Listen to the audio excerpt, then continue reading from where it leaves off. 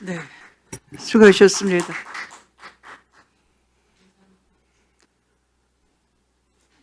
그러면 아까 김경호 변호사님께서 조금 더 추가 진술을 하시겠다고 하셔서 네, 부탁드리겠습니다. 네, 감사합니다. 네, 직위원 법관의 헌법 65조 1항 직무집행관의 헌법과 법률 위반 탄핵 사유, 합리적 의심 사유에 대해서 추가로 말씀드리겠습니다.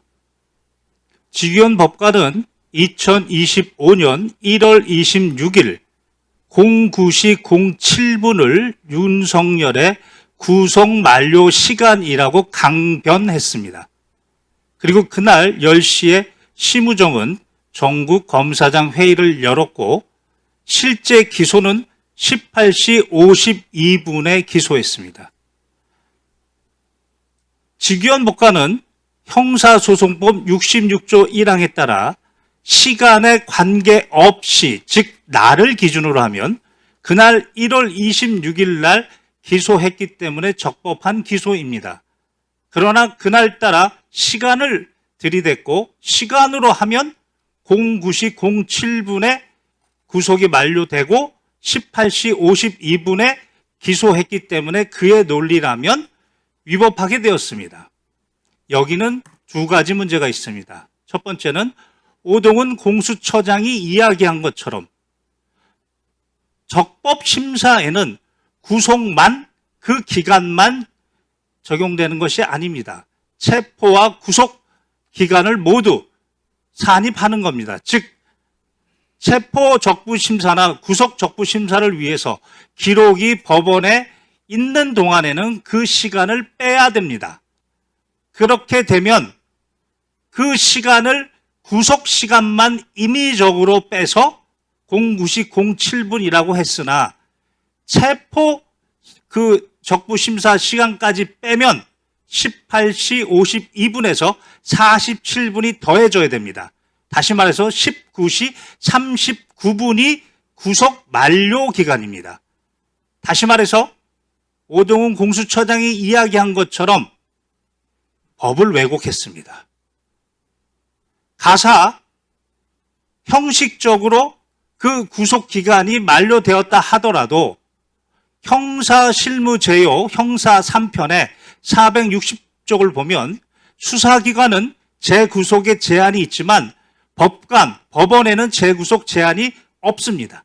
따라서 그날 시간이 혹시 구속기간을 넘겼다 하더라도 증거인멸의 우려는 반드시 고려해야 되는데 직무를 유기한 혐의가 있습니다.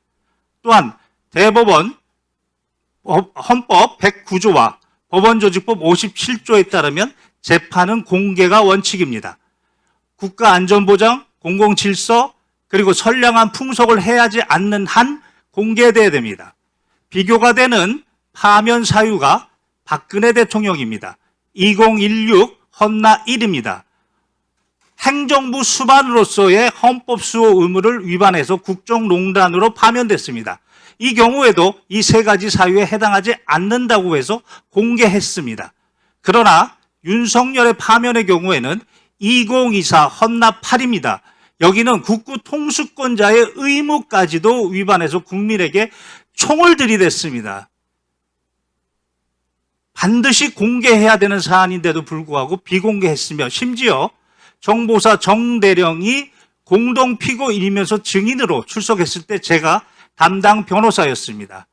헌법 12조 5항에 따르면 변호인의 조력을 받을 권리는 헌법상 권리입니다. 그럼에도 불구하고 저를 강제로 퇴정시켰습니다. 이 모두 그 재판 과정입니다. 재판 과정에서 헌법과 법률 위반이 명백하고 중대합니다. 탄핵 사유에 해당한다고 생각합니다. 끝으로 오늘 이재명 대통령께서 항소심에 신중하라고 하셨을 때 저는 내심 기뻤습니다. 최근에 삼총교육대 피해자분을 제가 1심에서 승소했습니다. 그런데 정성호 법무부는 항소를 했습니다.